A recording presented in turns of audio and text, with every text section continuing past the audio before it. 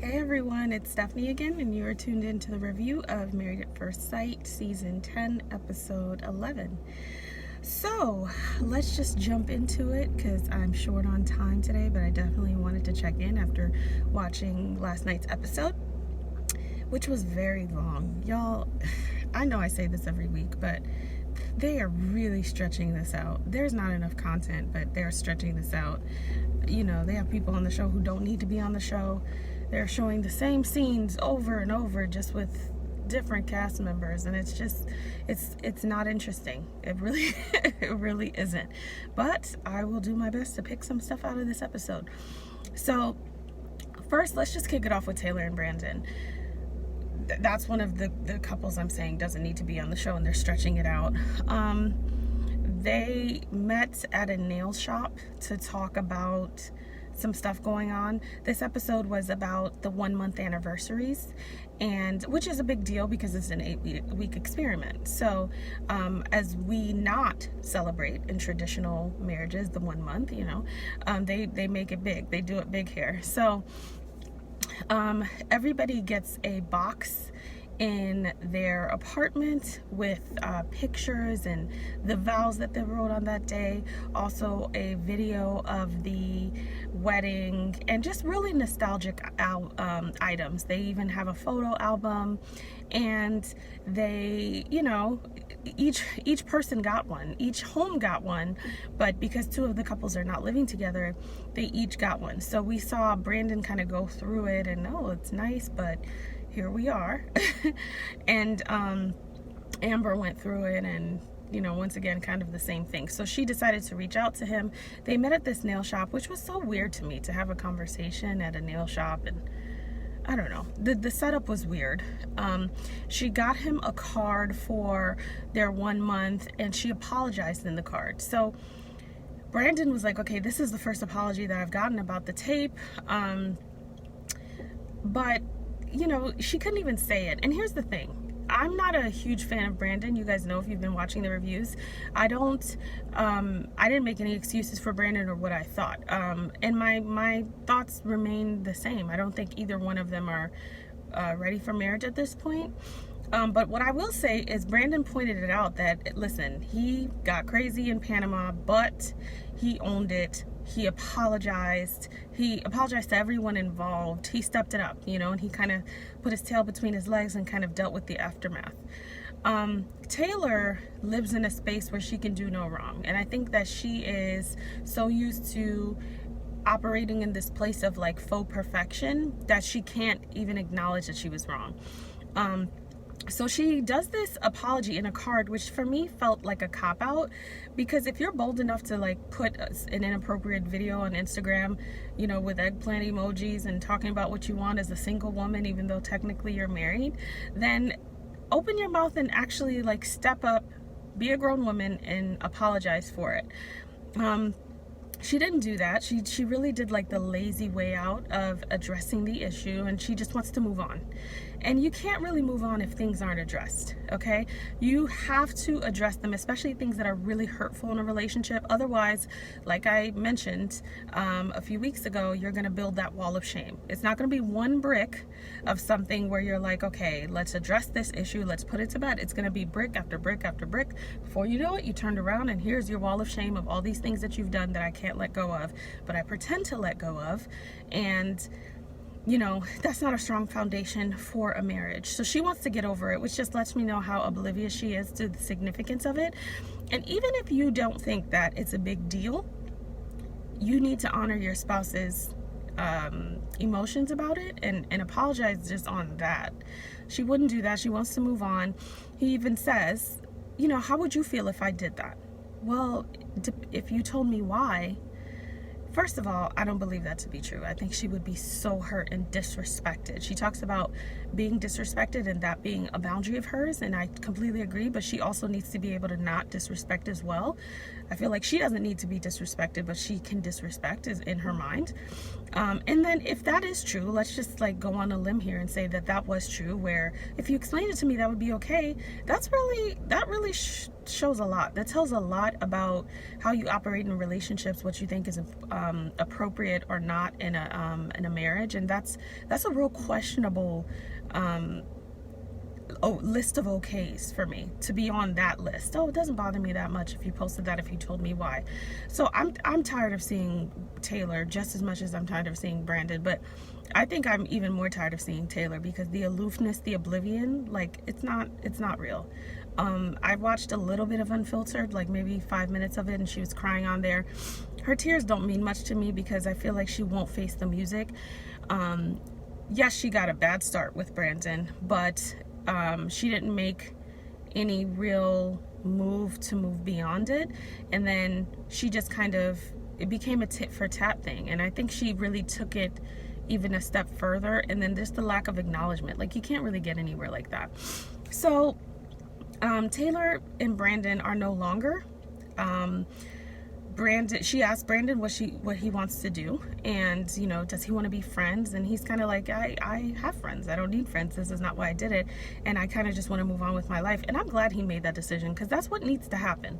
She's holding on to it for whatever reason, but realistically, if she was holding on to it based on emotion or connection or experience or anything, she would not hold on to it, because what they're going through is not really reflective of anything significant.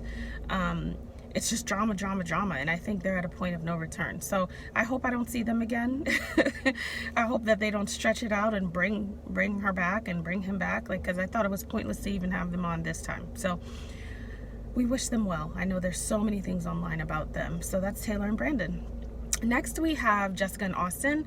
Jessica and Austin had a great 1 month. He did some pretty romantic gestures for her. They did this hand mold where they put their hands in this, I don't even know what to call it, but it was this mold liquid, and they kept it in there for a while, and then it was Interlocking Hands, and it was like a ode to something that he did when he was younger. I think he was holding a baseball or something.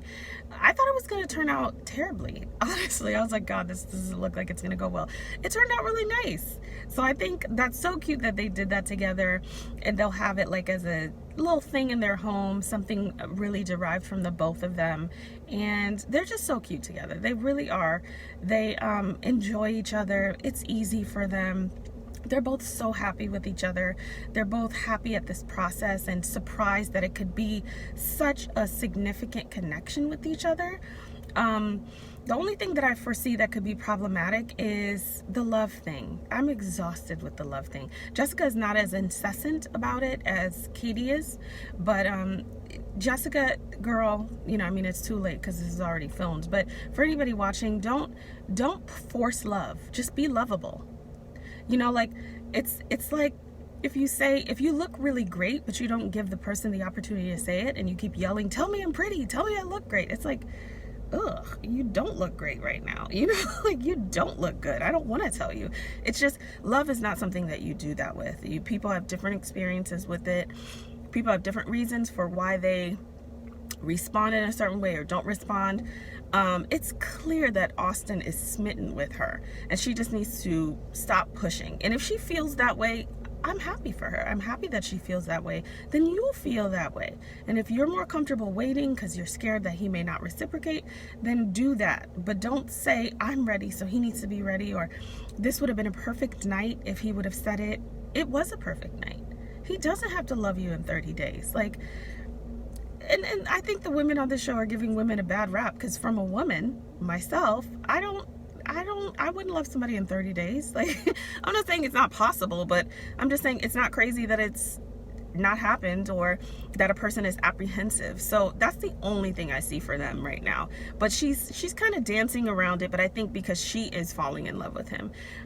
As long as she doesn't push that and shove it down his throat. And I like that Austin is so easygoing, but he's also pretty much set a boundary with that whole thing. Like, I'm comfortable with where you are. I'm not gonna rush that. I don't want to just say it just to say it. So I'm glad that he's been consistent about it so that she knows. But once again, Jessica and Austin are my faves, and they're great, and they're what this experiment is all about. So it's just good to see them really kind of roll into that. I foresee that they may have like little spats and issues, but they're both really trying, both really happy, and I think they're both going to take full advantage of this experiment and make it last a long time. So that is Jessica and Austin. And next we have Katie and Derek. Katie and Derek have potential. Don't get me wrong. They have a lot of potential, but their own past issues and their own fears are sabotaging their relationship. Derek is starting to really annoy me with this idea that he can't do something in X amount of time. I can't fall in love in 8 weeks. I can't fall in love in 6 months. Like, you don't know what you can do. You know, like, is it ideal for you to fall in love in 8 weeks? Maybe not, and that's fine. But throwing out extra dates, especially when you know you're with someone who's triggered in that way, why are we still saying it? And she hints to the fact, or I think she even says, that he's constantly saying, like, I'm not gonna fall in love in this stuff. That shows to me a lack of maturity. What is the point of saying it? You know, like, you might in 6 months, you know, because it's not like we're 16 where we see each other at school and you don't have life experiences. Like, you can definitely move more quickly in a relationship in 6 months emotionally as an adult living with someone than you would as someone who sees your boyfriend or girlfriend twice a week, and you know, there isn't that much time to create that type of synergy and that type of love. So that's irritating me. Katie, she's, you know, she's still, I don't even know how we got back on the love thing with her. I don't remember what they were even talking about with that whole, oh, it's because she wanted to keep her townhouse. She wanted to keep her townhouse because she doesn't want to put all her eggs in the basket, and she leave everything for this guy who may or may not be around. Girl, you put all your eggs in a basket when you did this experiment. Do it full out. If you are doing this experiment, do it full out. If you are thinking about doing this experiment, because I've actually had people reach out to me and say, hey, I'm gonna do the experiment, or they're in my city, I'm gonna film. So I know real people who are actually gonna try to do this or have tried to do it. Listen, don't go there and do something so outrageous in such a cautionary fashion. I mean, what is the point? So I get what she's thinking, but if he's wanting to move forward, which we found last week, I believe, when he was talking about where they should move and areas that they should live together, so he's in it. He doesn't have to display it the way that you want him to display it, especially when he's never displayed it before. He's a baby, he's a newborn, and she has been running for a while with love, okay? And he's just trying to kind of crawl around and feel it out. Be lovable. Stop screaming about the love. That is not lovable. That's a turnoff. Any of that is a turnoff. Any part of that that's supposed to be willing and supposed to be genuine and nice and fun, like, you're not making it fun. So you shut down, then he shuts down, and then he gets disrespectful. There are rules of engagement, and I say that every few videos. There's ways to argue that it's still respectful. There are boundaries to set in place so we don't cross them. If we do cross them, we know that we crossed them because we set those boundaries. Saying F you and then validating it because you said XYZ, not acceptable, Derek. Not acceptable. She should have pushed a little bit more. I definitely would have pushed more on, well, I shut down and you did this or you said this. No, like, I don't care what we have going on.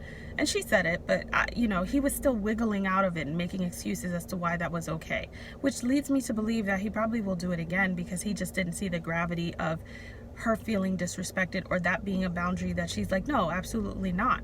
You're not going to say that to me as your wife, as somebody in this relationship with you. So I wish they would have pushed a little bit more with that. They were able to have an anniversary dinner and kind of clean it all up. I think it'll rear its ugly head again because I don't think that they're both confident in each other enough to really just let each other be and let the experience be. And in the few instances that they've had a really good time. So, you know, they have a romantic bath and he does really sweet stuff for her and he got her tickets to a concert. So I think that shows that when they get along and they just relax, they have really, really good potential. They just need to do that. So that's Katie and Derek. I mean, you know, they're okay, but they have the ability to really sabotage something that could be magnificent. So we'll see. Next we have Michael and Mika. Michael and Mika. Michael and Mika made it through this episode, That's what I'll say about them. I was kind of waiting every time they came up in a scene because I was just like, oh, is this going to be it? Where it goes downhill? Because, they have that tendency. But he's trying. He's made breakfast for her. She hates breakfast. Here's the thing with Mika. I think she could be like a little, just go along with it, girl. She just was so tight the whole episode. Maybe she's just so injured by all of his lies that she's just over it. But she's saying that she's there. So if you're going to be there, be there. Don't just say that you're there. Even the way she asks questions, like, what was your favorite part about today? It's like, what was your favorite part about today? Like, if he loves breakfast, which we found out at the very beginning, he loves breakfast, you just eat breakfast. Because there's a time to say, babe, breakfast is not really my favorite. In the moment when he's trying is not really the time to be just so dry about it. When he's so excited, like, that is part of trying. Kind of roll with the breakfast. Get excited about the mimosa. I don't know. She has work to do. So that was like my concern with watching Mika. I just feel like if you're going to give him a chance and relax a little bit, because it shows that she's not relaxed at all. Even with the gift giving, like they exchanged gifts. She got him like a tie and a shirt, and he was appreciative of it. Michael, it took him a while. He danced around his gift. It took him a while to say what his gift was. And it's he's taking her to Jamaica to swim with the dolphins, but I don't know that I believe that. It's funny because she even said, like, if it's a great gift, if it's real. But that's what happens when you lie about stuff that you don't need to lie about. And she went into detail on Unfiltered about how extensive the lies are. So at this point, it's kind of like, yeah, she's a little dry, but I think she's just cautious because you don't know what's real. I mean, I told my husband last night, I was like, she's not going to Jamaica. I will be very surprised if they make it out to Jamaica because, it just seemed very weird. And it's like, okay, if you get somebody a gift and it's a trip or something, even just a little card, just a card to commemorate 1 month, it just felt like he was like thinking about, okay, what should I say now? Or didn't have thought about it. I don't know. But because he has been very inauthentic, we don't know what to believe. And that's what happens. If you lie, then people don't really believe much that you have to say. So I don't know. But they were trying. They stayed pretty stable the whole episode. They were holding hands as they were walking to the boat. She said she enjoyed it. He said he enjoyed it. There's just a major disconnect for me with the two of them. Always has been. But they're here, They've gone through a lot and they're still here. So there's something that's keeping them together. Some aspect of wanting to try and actually make it work or hope that it gets somewhere. So we shall see. That's Michael and Mika. Last but not least, we have Mindy and Zach. So Mindy and Zach, let's just get to it. Okay, Mindy and Zach are they're not living together, so they get the separate boxes. He meets her at the skating rink, and so she gets to like be in her element in it and share that with him, which was cool, nice to see. He always talks about how they're working on attraction and trying to build and doing activities. Like the only time he seems to really be into her is when they do an activity or something of the sort. But like a relationship isn't based on that, always doing an activity. Like if you can't just be around that person or want to be around that person, that's very telling. You can't always do something. You can't always hike through Panama. You can't always go to the skating rink. You can't always go to the dog park. Like he likes to do activities with her as a friend, nothing more. Some of y'all are rooting for Zach and Mindy, and I don't know what show you guys are watching because there's nothing that is reflective of him desiring anything more with her. She wants something with him, but she's just continuously getting emotionally more fractured in this experiment, and that's why I don't think they need to be together because it's really damaging for her. It doesn't mean Zach is not a nice guy. I think Zach is a nice guy. Like a nice person. I just don't think he's ready for this experiment, and it shows. They have dinner, and Zach brings up something that Mindy has been dishonest about. He never gets to it. He never brings it up. He doesn't want to bring it up. He is telling her to think more. And it's really annoying that he couldn't just express himself. What is the issue that you have? What is it that you've heard? What have you been told? Like, let's just be honest. Let's just have a conversation. He won't. Whoever he's hiding for or covering up for is more important than Mindy, and everything is more important than Mindy.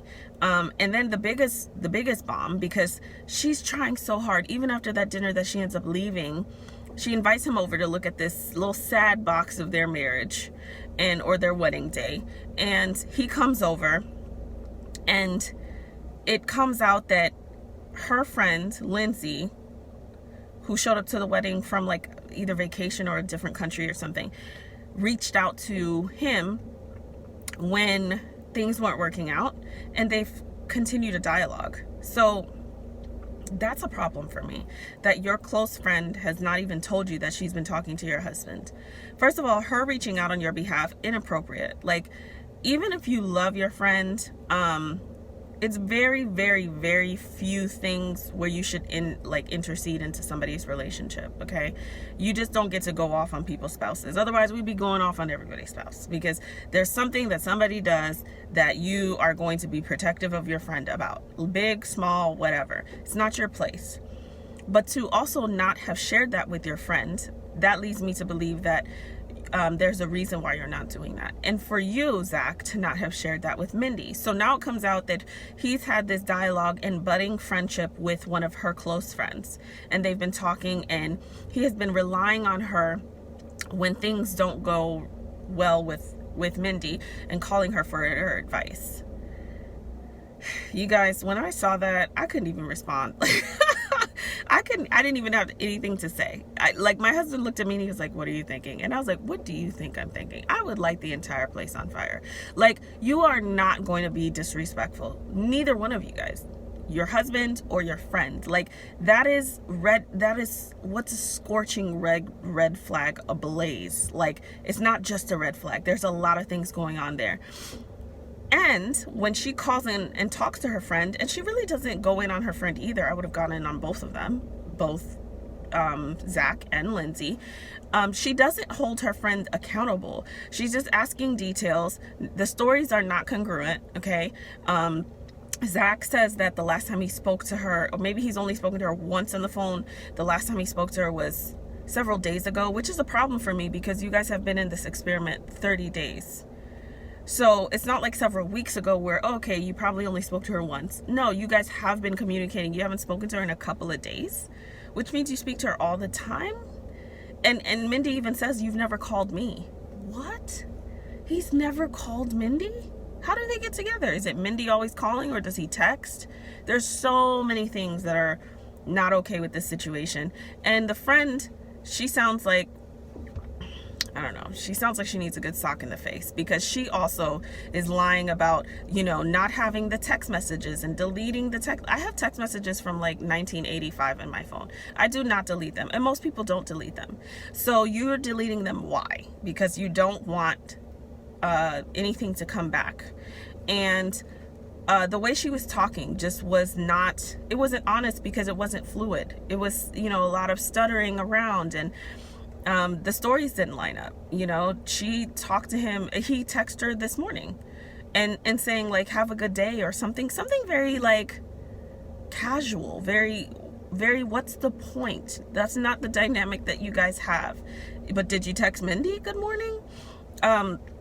She did not hold her friend accountable at all. Her friend is more accountable to her than Zach. You've known this woman for years, and you guys are close friends. I met Zach 30 days ago. True, he's my husband, but he's also Zach, and you haven't known him that long. So she broke girl code like to the 10th degree with that. And she's saying things like she didn't know, like, "I never thought of blocking him," or "I don't want this person in my life." What? Is this person in your life? Questions I would have had. Questions that need answers. Is this person in your life? And then she slips and says, "Well, I told him that I wouldn't talk to him until after filming." Why? Because the plan is just to film, say no, because you already know you don't want to be in this marriage, Zach, and then what? Hook up with Lindsay or continue your friendship with Lindsay? And Mindy even catches that. Like, So wait, until after filming? You know, I just feel so bad for Mindy because she's really taking such a diplomatic way of doing things. She could go balls to the walls, to be honest, and I wouldn't blame her because she has every right. She's being disrespected in so many ways, and that's why I say she needs to get out of this, because this is not a healthy situation for her. This is not the experiment she signed up for. She's not getting the experience that she deserves. And why is Zach just getting to just do things the way that he wants to do things? And then taking it a step further and creating outside relationships with her friends. Complete no-no. Complete no-no. If you have a relationship with a friend of your spouse, it should be through your spouse, where they are aware of that. And even that has boundaries, you know, especially if they're connected to your spouse. It's not like a friend you had before your spouse. They're connected through your spouse. So they're just important boundaries. Like, that is the key phrase for this episode for Zach and Mindy. Boundaries. And he never circles back to what she did that's dishonest. So he just looks like he's trying to find something minimal, you know, to make a big deal about, and using that as a scapegoat as to why he hasn't really committed. But the lack of commitment is all about Zach, has nothing to do with her, except that he doesn't really like her in that way. But his ways are about the way that he does things, not about her dishonesty, which at this point I don't believe there is, until he steps up to the plate and says it. But he has shown many times over that he is not good for her.